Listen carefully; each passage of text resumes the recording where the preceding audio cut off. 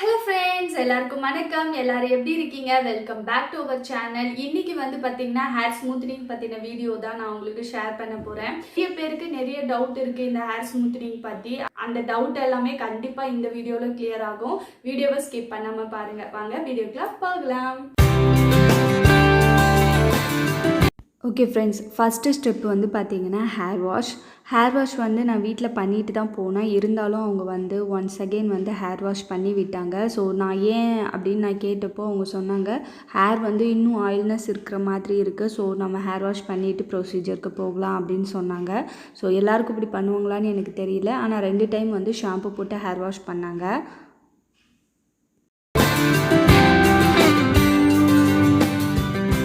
Step 2 வந்து பார்த்திங்கன்னா முடியை காய வைக்கிறது. நம்ம வீட்டில் இருந்தால் ஃபேன் காட்டில் காய வச்சுக்கலாம். ஸோ அவங்க வந்து ஹேர் ட்ரையர் யூஸ் பண்ணி ஹாட் செட்டிங்கில் ரொம்பவே ஹாட்டாக இருந்தது. அந்த செட்டிங்கில் வந்து ஹேர் ட்ரை பண்ணியிருந்தாங்க.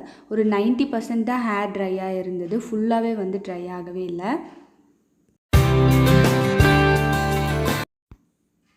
நெக்ஸ்ட் தேர்ட் ஸ்டெப் வந்து பார்த்திங்கன்னா நம்ம ஹேர் வந்து 90% வந்து ப்ளோ ட்ரை பண்ணியிருந்தோம். அதுக்கப்புறம் பார்த்திங்கன்னா இந்த மாதிரி பேட்சாக பிரித்து கிளிப்பு வந்து இன்சர்ட் பண்ணிட்டாங்க. ஸோ ஒவ்வொரு பேட்சாக எடுத்துகிட்டு நமக்கு க்ரீம் அப்ளை பண்ணுறாங்க. ஸோ இந்த க்ரீம் வந்து ஏன் இந்த அளவுக்கு வந்து மசாஜ் கொடுத்து அப்ளை பண்ணுறாங்க அப்படின்னா, இதுதான் ஒரு முக்கியமான ப்ராசஸ். இந்த க்ரீம் மட்டும்தான் நம்ம ஹேர் வந்து அப்படியே அவ்வளோ அழகாக ஸ்மூத்னிங் ஆகிறது. ஸோ இந்த க்ரீம் ப்ராசஸ் வந்து ரொம்ப ரொம்ப முக்கியம். ஸோ அதை வந்து நான் உங்களுக்கு தெளிவாக சொல்கிறேன். ஸோ இது ஏன் 10 டைம் வந்து இந்த மாதிரி ஹேரை வந்து இழுத்து அந்த க்ரீம் அப்ளை பண்ணுறாங்க அப்படின்னா, ஒவ்வொரு முடிக்குமே அந்த க்ரீம் வந்து போய் சேரணும். ஸோ தட்ஸ் ஆல் அவங்க வந்து அவ்வளோ ஃபோர்ஸாக வந்து இழுத்து பண்ணுறாங்க. இது பண்ணும்போது லைட்டாக வந்து இழுத்து பண்ணுறதுனால கொஞ்சம் பெயின் இருந்துச்சு. ஸோ ரொம்ப தாங்கவே முடியாத பெயின்லாம் கிடையாது. ஸோ ஓரளவுக்கு பெயின் இருந்தது. அதுக்கப்புறம் பார்த்திங்கன்னா இந்த க்ரீம் வந்து பார்த்திங்கன்னா அவ்வளோ பயங்கரமான ஸ்மெல்லு, ஒரு கெமிக்கல் ஸ்மெல்லு. அது வந்து டாலரேட்டே பண்ணிக்க முடியல. இந்த ப்ராசஸ்லாம் முடிஞ்சும் எனக்கு அந்த கெமிக்கல் ஸ்மெல் இருந்துச்சு. ஸோ நீங்கள் ஸ்மூத்னிங் பண்ணிங்கன்னா இந்த டிஃபிகல்ட்ஸ் எல்லாம் கண்டிப்பாக நீங்கள் ஃபேஸ் பண்ணி ஆகணும். ரொம்ப முக்கியமாக பொறுமை ரொம்ப தேவை. இப்போ ஃபைனலாக வந்து ஹேருக்கு வந்து ஃபுல்லாகவே க்ரீம் எல்லாம் அப்ளை பண்ணியாச்சு. ஸோ அப்ளை பண்ணிட்ட பின்னாடி இப்படி தான் இருந்தது. இதில் முக்கியமாக ஒரு விஷயம் என்ன அப்படின்னு பார்த்தீங்கன்னா, உங்கள் முடியோட அடிவேருக்கு வந்து க்ரீம் போகவே போகாது. 1 இன்ச் தள்ளி தான் வந்து அந்த க்ரீமை வந்து அப்ளை பண்ணுவாங்க. அப்படியே மேலே இருக்கிறதும் மட்டும் வந்து அப்படியே அப்ளை பண்ணுறாங்க. ஸோ முடி அடிவேருக்கு போகவே போகாது. அப்படி போச்சு அப்படின்னா நிறையவே ஹேர் ஃபால் இருக்கும், டேண்ட்ரஃப் இருக்கும் அப்படின்ற மாதிரி சொல்லியிருந்தாங்க அந்த ஸ்டைலிஷ். ஸோ இந்த வீடியோ எடுத்துகிட்டு இருக்கிறது என்னோடய தங்கச்சி. ஸோ இந்த வீடியோ மூலிமா அவங்களுக்கு தேங்க்யூ சொல்லிக்கிறேன். ஏன்னா ஹோல் ப்ராசஸ் ஒரு 3.5 hours வந்து எனக்காக ஸ்பெண்ட் பண்ணி வீடியோலாம் எடுத்து அவ்வளோ கஷ்டப்பட்டிருப்பா அப்படின்னு நான் நினைக்கிறேன். நான் அவளுக்கு அவ்வளோ பொறுமை கிடையாது. ஸோ எனக்காகவே வந்து இருந்தா. So thank you so much Geetha. இந்த க்ரீம் வந்து நம்ம ஹேரில் ஒரு 40 minutes அப்படியே விட்டுட்டாங்க. ஸோ 40 minutes கழித்து அந்த கிளிப் வந்து நான் மிஸ் பண்ணிட்டேன். ஸோ அது வந்து நான் இப்போ உங்களுக்கு சொல்கிறேன். ஸோ 40 minutes முடிஞ்சதும் ஸ்டைலிஷ் வந்து பார்த்திங்கன்னா ஒரே ஒரு ஹேரை மட்டும் எடுத்துட்டு 2 பக்கமும் பிடிச்சி இழுக்கிறாங்க. ஸோ அந்த ஹேர் வந்து பார்த்திங்கன்னா கட் ஆகாமல் லப்பர் மாதிரி எக்ஸ்பேண்ட் ஆகுது. ஸோ அப்படி எக்ஸ்பேண்ட் ஆகும்போது கரெக்டாக இருக்குது, வாங்க ஹேர் வாஷ் பண்ணிக்கலாம் அப்படின்னு சொல்லியிருந்தாங்க. ஸோ அப்படி வந்து கட் ஆகிடுச்சு அப்படின்னாக்கா இன்னும் ஒரு 10 நிமிஷம் 15 நிமிஷம் ஆகும் அப்படின்ற மாதிரி அர்த்தமாக. அது வந்து அந்த ஸ்டைலிஷ் கிட்ட நான் கேட்டு தெரிஞ்சுக்கிட்டேன். நெக்ஸ்ட் ஸ்டெப் வந்து பார்த்திங்கன்னா கிட்டத்தட்ட க்ரீம் அப்ளை பண்ணி ஒரு 45 minutes ஆகிடுச்சு. ஸோ செக் பண்ணிவிட்டு அவங்க வந்து ஹேர் வாஷ் பண்ணி விடுறாங்க. ஷாம்பூலாம் போடல. அந்த க்ரீம் வந்து 1% கூட தலையில் இருக்கக்கூடாது, அந்த அளவுக்கு வந்து க்ளீனாக வாஷ் பண்ணி விடுறாங்க. ஹேர் வாஷ் பண்ணதும் ஹேர் ட்ரையர் யூஸ் பண்ணி அகைன் வந்து ஒரு 90% வந்து ஹேரை நல்லா ட்ரை ஆக்குனாங்க. ஸோ அந்த க்ரீமிங் ப்ராசஸ் எல்லாம் முடிஞ்சு ஹேர் வாஷ் பண்ண பின்னாடி என்னோடய ஹேர் வந்து பார்க்குறதுக்கு இந்த மாதிரி தான் இருந்தது.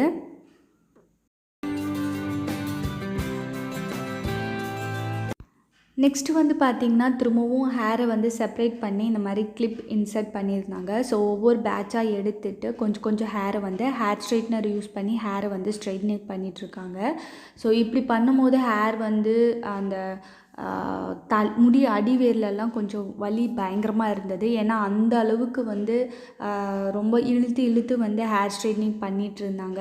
ஸோ கொஞ்சம் பெயின்ஃபுல்லாக தான் இருந்துச்சு இந்த ஸ்டெப்பு. அண்ட் தென் ரொம்ப லாங் ப்ராசஸாக மாதிரி இருந்தது. அந்த அளவுக்கு வந்து ஹேர் ஸ்ட்ரைட்னர் வந்து யூஸ் பண்ணி பயங்கரமாக ஹேர் ஸ்ட்ரைட்னிங் பண்ணிகிட்டு இருந்தாங்க. ஸோ இந்த ஹேர் ஸ்ட்ரைட்னர்லேருந்து புகைலாம் வந்துச்சு. ஸோ ஏன் புகை வருதுன்னு நான் கேட்டப்போ நான் பயந்துட்டேன் ஆக்சுவலி. புகை வருதுன்னு கேட்டப்போ அவங்க சொன்னாங்க 90% தான் ஹேர் ட்ரையாக இருக்குது, ஸோ அதனால் புகை வரும், நீங்கள் பயப்பட வேண்டாம் அப்படின்ற மாதிரி சொல்லியிருந்தாங்க. ஸோ இந்த இடத்துல ஒரே ஒரு டிப் நான் உங்கள்கிட்ட ஷேர் பண்ணிக்கிறேன். ஹேர் ஸ்ட்ரைட்னிங்கோ ஸ்மூத்னிங்கோ எது பண்ணிக்கிட்டாலும் சரி, ஒரு நல்ல பிராண்ட், ஒரு நல்ல சலூனுக்கு போங்க. ஸோ சலூனில் உங்களுக்கு யார் ஸ்டைலிஷோ அவங்கக்கிட்ட நல்லா ஃப்ரெண்ட்லியாக பேசுங்க. அப்போ தான் உங்கள்கிட்ட இருக்கிற எல்லா டவுட்ஸும் உங்களால் கிளாரிஃபை பண்ணிக்க முடியும்.